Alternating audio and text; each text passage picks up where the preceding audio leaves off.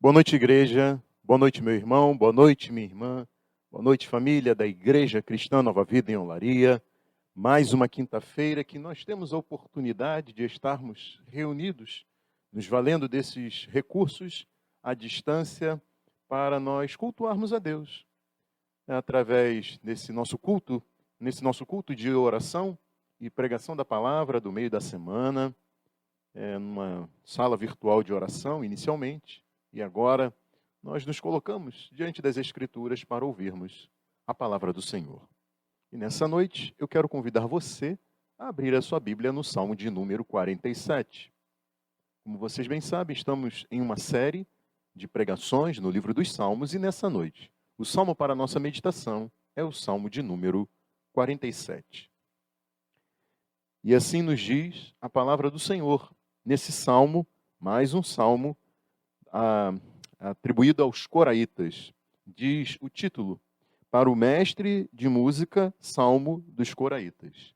E assim nos diz a palavra do Senhor, no Salmo 47. Batam palmas, vocês, todos os povos. Aclamem a Deus com cantos de alegria. Pois o Senhor Altíssimo é temível, é o grande Rei sobre toda a terra. Ele subjugou as nações ao nosso poder. Os povos colocou debaixo de nossos pés. E escolheu para nós a nossa herança, o orgulho de Jacó, a quem amou. Deus subiu em meio a gritos de alegria. O Senhor, em meio ao som de trombetas. Ofereçam música a Deus, cantem louvores. Ofereçam música ao nosso Rei, cantem louvores. Pois Deus é o Rei de toda a terra. Cantem louvores com harmonia e arte. Deus reina sobre as nações. Deus está assentado em seu santo trono. Os soberanos das nações se juntam ao povo do Deus de Abraão, pois os governantes da terra pertencem a Deus. Ele é soberanamente exaltado. Curve sua cabeça, vamos orar. Senhor Deus e Pai, nós te agradecemos por esta noite e por esta oportunidade que nos dá de podermos, ó Pai, nos debruçarmos sobre a Tua palavra. Ó Senhor, meditarmos nas Escrituras Sagradas, inspiradas pelo Teu Espírito e eternas, Senhor, para falar conosco. Ó Deus, nesta noite nós pedimos que através deste salmo nós possamos ser despertados, ó Deus, para a grande comissão que o Senhor nos entregou como um povo redimido, ó Deus. Que sejamos despertados para o louvor e adoração por tão grande e merecida graça, Senhor, recebida por nós. Deus, que estejamos dispostos a falar o Evangelho de Cristo aquelas que estão distantes da Tua glória e que não tributam ao Senhor o louvor que é digno de receber, ó Deus. Espírito Santo, guia-nos a toda a verdade e somente a Tua verdade, Senhor, exposta nesse texto.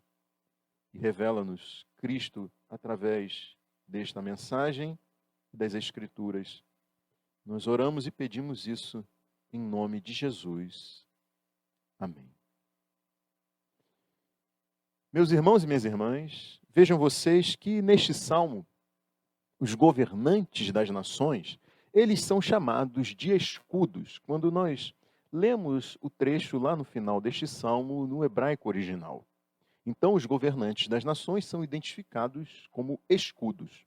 A ideia por trás disso é de que o governante de uma nação, ele é o defensor do seu povo. Ele é o protetor da nação. Ideia que é comum até os nossos dias. Vejam vocês como deve ser bom ter um governante que use o poder que lhe foi dado para lutar pelo bem-estar dos cidadãos do seu país. Pense comigo como isso é o desejo que nós temos. Então, um bom governante, ele pensa no bem da sua nação. É alguém que está disposto a lutar pelo seu povo, é alguém que se vale do seu poder não para o próprio benefício, mas sim para o serviço à nação. É um líder assim que nós, convenhamos, tanto queremos para o nosso país. Seja para o nosso país, seja no nosso local de trabalho, na nossa igreja ou na nossa família. E nesta noite nós veremos que este Salmo 47, ele aponta para alguém assim. Na verdade, alguém muito melhor do que isso. O Salmo 47 é mais um dos salmos dos coraitas. No salmo anterior, o de número 46, os coraitas compuseram uma canção que celebrou a presença de Deus entre o seu povo. Deus lá é descrito como aquele que luta em favor do seu povo, que defende a sua cidade e o seu trono, representado pela Arca da Aliança, disposta no chamado Santo dos Santos, ou Lugar Santíssimo, dentro do templo. Essa sala especial do templo em Jerusalém era identificada como o santo lugar onde habita o Altíssimo. Desse modo, a Arca da Aliança era o símbolo do trono de Deus, o lugar santíssimo simbolizava a sala do trono e o templo era o símbolo do palácio celestial de Deus lá nas alturas. Agora, neste Salmo 47, os coraitas celebram o reinado de Deus não apenas sobre o povo de Israel. O Deus de Israel é o grande rei sobre toda a terra, como afirma aqui o versículo de número 2. Deus reina sobre as nações, Deus está assentado em seu trono, é o que afirma o versículo 8 deste Salmo 47. Esse reinado de Deus sobre todos os povos se dá pela sua vitória, pela vitória de Deus contra a resistência das nações. E por isso, o versículo 3 afirma que o Senhor Altíssimo subjuga as nações. Só que, ao invés disso ser uma sujeição forçada a um poder imperial que deseja dominar o mundo inteiro, como afirma o versículo 9, os soberanos das nações se juntam ao povo de Deus, o povo de Abraão, para cantar louvores a esse Deus. Então, em vez de lamento, tristeza e pesar, o domínio de Deus sobre as nações do mundo traz alegria aos povos e se torna um motivo de música, cantos e de louvor dessas nações. Nós vemos neste salmo que Deus é o grande rei sobre toda a terra. Por isso, os povos conquistados são convidados a celebrar sua autoridade com cantos de alegria, como nos mostram os versículos 1 a 4. Em seguida, nós vemos que Deus é o rei de toda a terra, por isso as nações são convocadas a cantar louvores na sua ascensão ao trono, é o que nos mostram os versículos 5 e 6. E por fim, vemos neste salmo que Deus reina sobre as nações, por isso os que se uniram ao povo de Abraão são convocados a reconhecer a sua soberania, é o que está registrado nos versículos 7 a 9. Por isso, nesta noite nós veremos que Deus deve ser proclamado às nações, para que todos cantem de alegria ao grande rei de toda a terra. Este salmo nos mostra que Deus deve ser proclamado às nações, para que todos cantem de alegria ao grande rei de toda a terra. E nós começaremos vendo isso, percebendo que Deus é o grande rei sobre toda a terra, por isso os povos conquistados são convocados a celebrar a sua autoridade com cantos de alegria, como nós vemos nos versículos 1 a 4. E vejam vocês que é curioso que os versículos 1 a 4, eles destacam o temor ao Senhor Altíssimo e a ação de Deus como grande rei sobre toda a terra, em subjugar as nações, submetendo-as ao poder do povo da descendência de Jacó, portanto, submetendo-as ao povo de Israel. Vejam comigo aí esses versículos 1 a 4. Batam palmas, vocês, todos os povos, aclamem a Deus com cantos de alegria. Pois o Senhor Altíssimo é temível, é o grande rei sobre toda a terra. Ele subjugou as nações ao nosso poder, veja aí. Os povos colocou debaixo de nossos pés e escolheu para nós, a nossa herança, o orgulho de Jacó, a quem amou. Como em outros salmos, aqui se tem em vista os embates de Israel contra as nações inimigas ao seu redor. E este salmo declara que é Deus quem prevalece sobre essas nações e as submete ao poder de Israel. De tal modo que resta claro que este poder de Israel não tem assim a ver com a sua força, nem com o seu efetivo militar, e sim com o poder que é o próprio Deus de Israel. O poder de Israel é o próprio Deus de Israel. Era o poder do grande rei de Israel, que submetia as nações ao seu domínio. E é muito provável que o compositor deste salmo tivesse em mente a luta divina de Deus com os deuses dos demais povos ao redor da nação de Israel. Algo semelhante ao que aconteceu quando Israel foi libertado do domínio e da escravidão aos egípcios. Vejam que isso vem desde o início da história desse povo, quando ele foi libertado do domínio e da escravidão aos egípcios. Foi Deus mesmo quem disse nessa ocasião: executarei juízo sobre todos os deuses do Egito.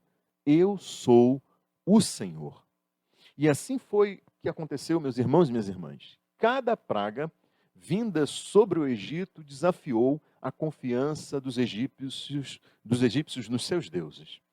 Por fim, o poder egípcio restou humilhado e derrotado por Deus, quando Faraó e seus soldados em carros de batalha foram submersos pelas águas do Mar Vermelho. Então, a vitória de Deus sobre os deuses do Egito é representada de forma visível na derrota do poderio do exército e do grande Faraó naquela época. Então, Deus, ele prevalece sobre os deuses das nações, e a representação visível disso é, assim, a sua vitória sobre o poder dos reis dessas nações. Nestes versículos 1 a 4, Deus é visto como rei guerreiro que sai em defesa do seu povo. E a presença desse rei guerreiro estava representada na Arca da Aliança. Arca essa que era trazida para o campo de batalha pelo povo de Israel, pelos israelitas. Porém, meus irmãos e minhas irmãs, vejam vocês que houve ocasião em que a Arca da Aliança estava no campo de batalha, mas Deus não estava lutando por Israel. Certa vez, os filisteus impuseram uma terrível derrota aos israelitas, como registrado lá no primeiro livro de Samuel, nos capítulos 4 e 5. Nessa ocasião, os filisteus capturaram a Arca da Aliança, a levaram e a colocaram no templo de Dagom. A arca, então, foi colocada diante da estátua de Dagom como símbolo da vitória de Dagom sobre o Deus de Israel. Só que, no dia seguinte, a estátua de Dagom amanheceu caída com o rosto diante da Arca da Aliança. Os filisteus foram então, levantaram a estátua, me desculpem, e a colocaram de volta no seu lugar. Mas só que na manhã seguinte, lá estava novamente a estátua caída. Só que dessa vez, a cabeça e as mãos de Dagom tinham sido quebradas. Depois disso, os filisteus sofreram infecções de pele, muitos morreram de uma doença súbita. Por isso, eles resolveram então devolver a Israel a Arca da Aliança do Senhor. Talvez por isso o compositor deste salmo tenha escrito o versículo 2 e afirmado que o Senhor Altíssimo é temível, é o grande rei sobre toda a terra.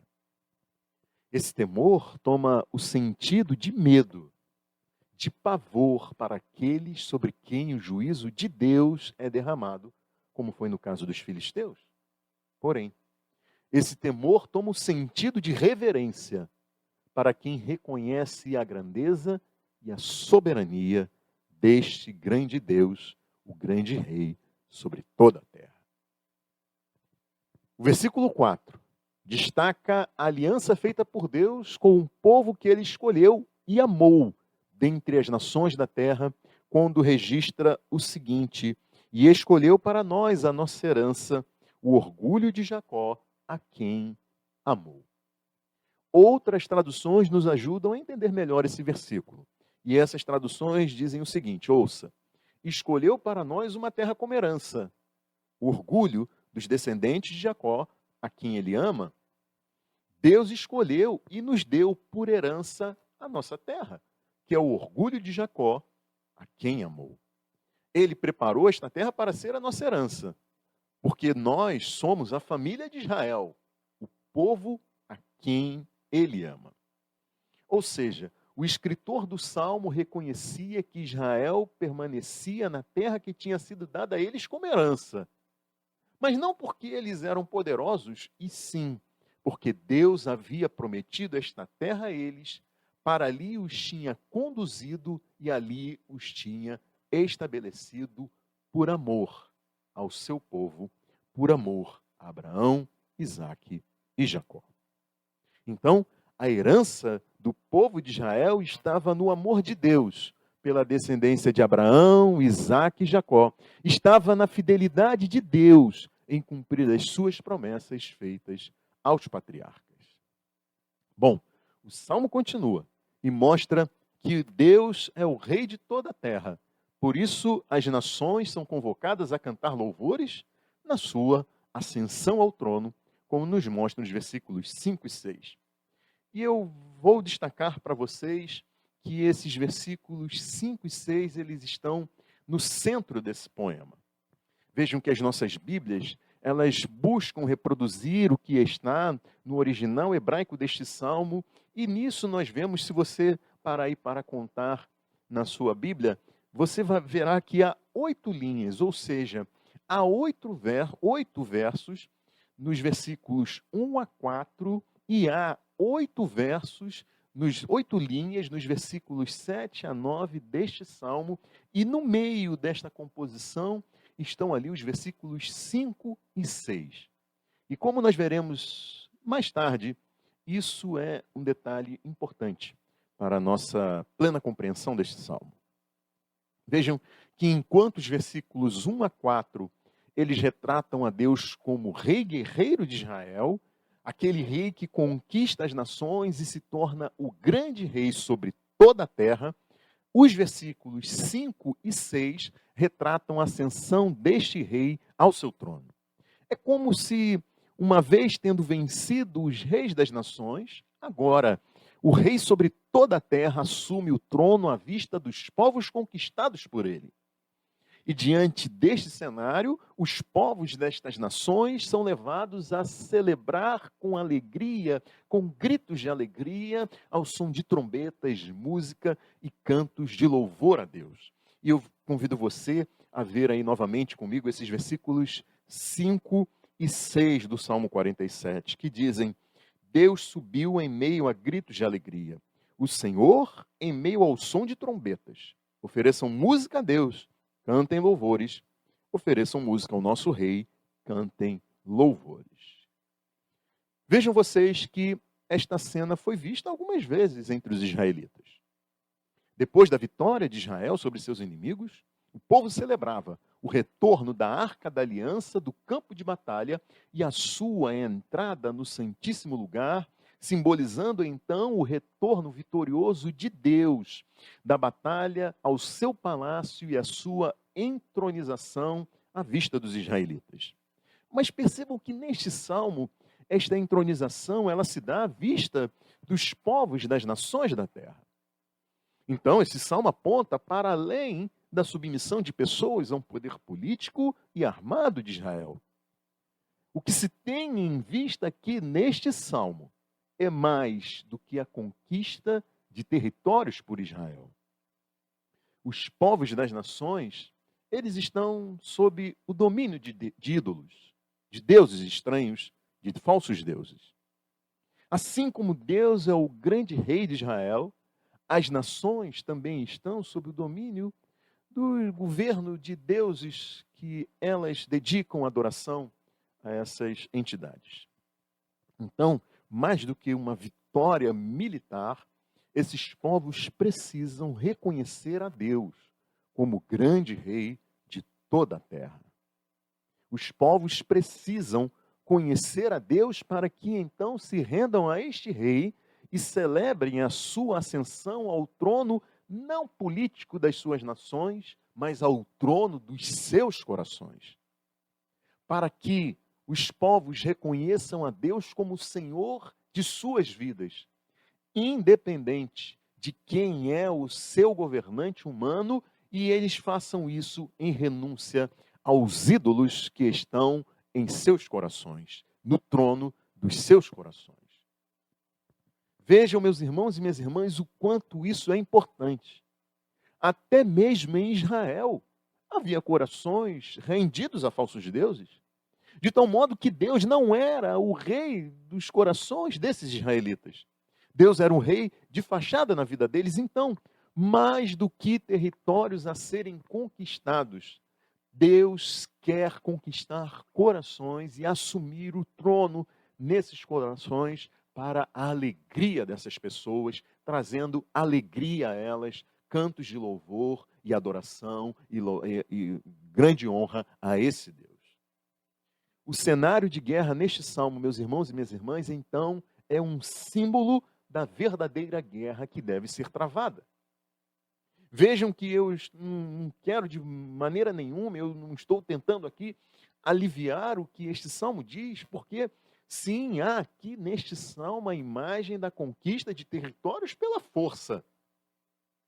O que eu quero dizer é que nunca isso se deu dessa forma, isso nunca deu certo para fazer com que as pessoas pudessem reconhecer a Deus como o grande rei de toda a terra. Meus irmãos e minhas irmãs, povos conquistados por força militar não se rendem de coração ao Deus de quem os conquistou, de quem os está dominando. Então é por isso que Deus tinha algo diferente e maior em vista ao inspirar a escrita deste salmo, a composição deste salmo. De tal modo que este salmo quer dizer mais do que a submissão das nações ao poder militar e político de Israel. Vejam que na história da igreja também foi assim. As lutas pela Terra Santa na Idade Média produziram muitas mortes. Mas quantos foram conquistados para Cristo nessas incursões? Não se sabe. No Brasil, os negros escravizados continuaram celebrando seus orixás, dando a eles nomes dos santos católicos como disfarce para celebrarem as suas entidades. Portanto, o poder político, econômico ou militar são incapazes de fazer com que as pessoas sejam verdadeiramente subjugadas ao Senhor Altíssimo e temível, o grande Rei sobre toda a terra. Por isso, mais do que territórios a serem conquistados, Deus quer conquistar corações e assumir o trono nesses corações para a alegria dessas pessoas. Para isso, os ídolos do coração precisam ser destronados. Mas isso não se dá por força, nem por violência. O salmo continua e retrata a Deus agora sentado no seu trono para mostrar que Deus reina sobre as nações. Por isso, os que se uniram ao povo de Abraão são convocados a reconhecer a sua soberania. É o que nos mostra os versículos 7 a 9. Esses versículos destacam que as nações conquistadas se juntam ao povo de Deus de Abraão e celebram seu reinado. E eu convido você a ler novamente comigo os versículos 7 a 9 deste Salmo 47. Pois Deus é o rei de toda a terra, cantem louvores com harmonia e arte. Deus reina sobre as nações, Deus está sentado em seu santo trono. Os soberanos das nações se juntam ao povo do Deus de Abraão. Pois os governantes da terra pertencem a Deus. Ele é soberanamente exaltado. Mesmo pertencendo a outros povos, os que foram conquistados por Deus passam a fazer parte do povo de Deus e se unem ao povo de Israel sob a mesma aliança firmada por Deus com Abraão. E é por isso que vale a gente, nesta hora, lembrar aqui os termos colocados por Deus nessa aliança firmada por ele com Abraão. Está escrito em Gênesis que o Senhor disse a Abraão: por meio de você, todos os povos da terra serão abençoados. Como eu disse, Deus nunca decidiu se valer da força nem das armas para conquistar as nações e levar aos povos uma alegria inigualável. Isso porque armas não são capazes de submeter os corações, ainda que elas sejam infalíveis, ainda que elas sejam eficazes em submeter os corpos das pessoas. Vejam que a guerra armada ela está ligada ao juízo de Deus na Bíblia. E de forma especial à defesa de Deus A defesa de Deus em relação ao seu povo. A defesa do povo de Deus por ele. Então nós vemos juízo de Deus sobre quem resiste a ele. E defesa de Deus dos ataques contra o seu povo escolhido. Porém, a casa onde Deus é adorado e louvado é edificada pelo Espírito de Deus. Vejam, neste salmo nós temos a ideia de uma família formada. De uma família, de um único povo que se une ao povo de Abraão. Então, a família de Deus, meus irmãos e minhas irmãs, meus amigos e minhas amigas, ela é formada pela ação do Espírito de Deus, transformando corações. Não por força nem por violência, mas pelo meu Espírito, diz o Senhor dos Exércitos. É o que registra o profeta Zacarias, no livro do profeta Zacarias, no capítulo 4, versículo 6. Não por força nem por violência, mas pelo meu Espírito, diz o Senhor dos Exércitos. Meus irmãos e minhas irmãs, eu fico pensando no quanto isso tem a nos ensinar sobre a ação de Deus na transformação de corações. Começando pelos nossos filhos e filhas. Vejam que só Deus é capaz de transformar os corações dos nossos filhos e filhas. Por mais que seja o nosso dever orientá-los conforme os mandamentos e as ordenanças e as instruções do Senhor, por mais que seja o nosso dever como pais instruí-los no Evangelho de nosso Senhor Jesus Cristo e os levá-los conosco para os cultos onde celebramos a este Deus, vejam que é pela ação do Espírito de Deus que eles terão os seus corações conquistados. E isso é, meus irmãos e minhas irmãs, uma nota de conforto para pais e mães que fizeram o que estava ao alcance deles para instruir os seus filhos e filhas nos caminhos de Deus, mas que hoje não os têm junto a si na mesma confissão de fé. É a estes pais e mães que eu digo, não desistam de orar e pedir a Deus por seus filhos e filhas, independentemente de qual idade eles tenham. A minha oração é para que Deus tenha misericórdia deles e que esses filhos e filhas se rendam aos pés de Cristo. Vejam que dizer que é pelo Espírito de Deus que corações são conquistados e não por força nem por violência. Também nos ajuda a entender que há guerras que a gente quer travar com as nossas armas, mas guerras essas que restarão frustradas, porque quando usamos armas carnais, estamos fadados ao fracasso em uma guerra que é espiritual.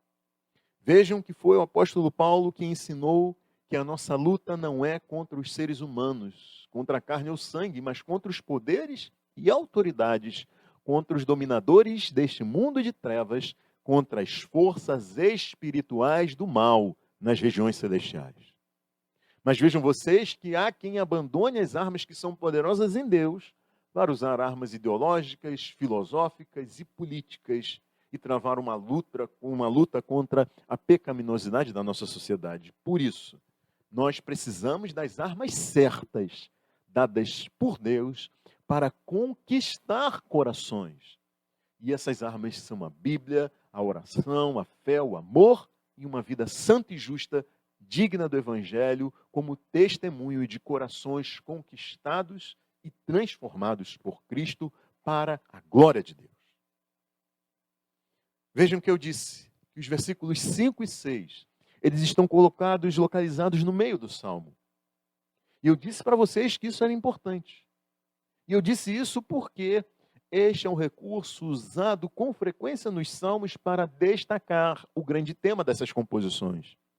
E daí nós vemos que o grande tema deste Salmo é a alegria daqueles que celebram a ascensão de Deus ao trono como grande rei de toda a terra e fazem isso com música e louvor. Não é sem motivo que o Salmo começa a primeira sessão da composição chamando os povos a celebrar com alegria e dizendo, batam palmas, versículo 1, batam palmas vocês todos os povos, aclamem a Deus com cantos de alegria. E vejam que a segunda sessão, a segunda metade deste Salmo, ela começa registrando o seguinte, versículo 7, Pois Deus é o rei de toda a terra, cantem louvores com harmonia e arte. E vejam que também chama a nossa atenção como que estas convocações para o louvor a Deus, elas são feitas. Elas são registradas nesse salmo. É como se nós tivéssemos um arauto que vai adiante desse rei, adentrando a cidade e convocando a todos para que batam palmas, para que aclamem com cantos de alegria, para que cantem louvores ao grande rei de toda a terra. Bom, meus irmãos e minhas irmãs, é o pastor John Piper, o autor deste livro, Alegrem-se os povos, a supremacia de Deus nas missões. Este é um livro que trata da evangelização dos povos, é um livro que trata da missão dada a nós por Jesus Cristo, quando ele disse: vão e façam discípulos de todas as nações, batizando-os em nome do Pai, do Filho e do Espírito Santo, ensinando-os a obedecer a tudo o que eu lhes ordenei. Neste livro, o pastor John Piper defende a ideia de que a adoração é o combustível e a meta das missões. A adoração é o combustível e a meta das missões. A adoração sempre foi e sempre será o propósito fundamental de Deus no universo. E isso é o que deve motivar a igreja a pregar o evangelho e alcançar pessoas que não adoram o verdadeiro Deus por meio de Jesus Cristo. Então, o alvo das missões é a alegria dos povos na grandiosidade de Deus, a fim de que todos, em todos os lugares, atendam ao chamado, à convocação do versículo 1 deste salmo e batam palmas, todos os povos aclamem a Deus com cantos de alegria. E isso, meus irmãos e minhas irmãs, é assim porque a humanidade está, por natureza, afastada da glória de Deus. A Bíblia afirma que todos pecaram e estão afastados da presença gloriosa de Deus, todos pecaram e carecem da glória de Deus. Portanto, a pregação do Evangelho é o meio pelo qual as pessoas se voltam para Deus. É o meio pelo qual as pessoas podem exaltar a glória de Deus, uma vez redimidas por meio da fé em Jesus Cristo. A Bíblia afirma que desde a criação do mundo, os atributos invisíveis de Deus, seu eterno poder e sua natureza divina, têm sido vistos claramente, sendo compreendidos por meio das coisas criadas, de forma que tais homens, aqueles que fecham os olhos para isso, que renegam isso, que sufocam esta verdade, essas pessoas são indesculpáveis, porque tendo conhecido a Deus, não o glorificaram como Deus, nem lhe renderam graças. Mas os seus pensamentos tornaram-se fúteis e o coração insensato deles obscureceu-se. Dizendo-se sábios, tornaram-se loucos e trocaram a glória do Deus imortal por imagens feitas segundo a semelhança do homem mortal, bem como de pássaros, quadrúpedes e répteis. Romanos 1 nos conta isso. Dessa forma, nós percebemos que a Bíblia afirma que a humanidade encontra mais alegria em sua própria glória do que na glória de Deus. Por natureza, os seres humanos encontram mais alegria na glória própria do que na glória de Deus. Deus existe para ser adorado, mas a humanidade adora a obra de suas próprias mãos. E é isso, meus irmãos e minhas irmãs, que cria a necessidade da pregação do Evangelho e da missão aos povos de toda a terra. É isso que deve nos motivar para que nós sejamos como o arauto neste salmo que proclama entre as nações: Deus é o Rei de toda a terra. Cantem louvores com harmonia e arte. Vocês devem se lembrar que eu falei da expectativa que as pessoas têm por um governante que busque os interesses da nação e que defenda o seu povo. Bom, vejam que é o profeta Isaías que revela algo importante a respeito desse Deus, do Deus de Israel, que é o grande rei sobre toda a terra, quando está lá registrado no capítulo 64 de Isaías, versículo 4, o seguinte: desde os tempos antigos, ninguém ouviu, nenhum ouvido percebeu, e olho nenhum viu outro Deus além de ti, que trabalha para aqueles que nele esperam. Desde os tempos antigos, ninguém ouviu, nenhum ouvido percebeu, e nem olho nenhum viu outro Deus além de ti, que trabalha para aqueles que nele esperam. Isaías aqui, ele demonstra a sua perplexidade, porque Deus não precisa que as pessoas trabalhem para ele. Em vez disso, Deus exalta a si mesmo em trabalhar para elas, em favor delas, desde que elas se rendam a ele e renunciem à sua autoconfiança, esperando somente nele. O apóstolo Paulo confirma esta mensagem e diz o seguinte, como registrado em Atos 17, 25. Deus não é servido por mãos de homens como se necessitasse de algo, porque ele mesmo dá a todos a vida, o fôlego e as demais coisas. Aliás, foi esse desprendimento divino que fez com que Jesus Cristo dissesse: o Filho do Homem não veio para ser servido, mas para servir e dar a sua vida em resgate de muitos. Porém, os falsos deuses e os ídolos dos povos devem ser servidos sem nunca servirem a quem lhes prestam culto.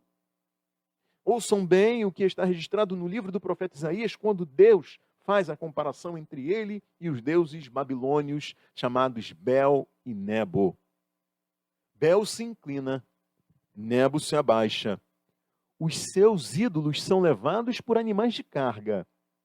As imagens que são levadas por aí são pesadas, um fardo para os exaustos. Juntos eles se abaixam e se inclinam, incapazes de salvar o fardo.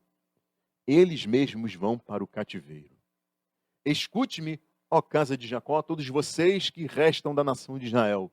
Vocês a quem tenho sustentado desde que foram concebidos e que tenho carregado desde o seu nascimento.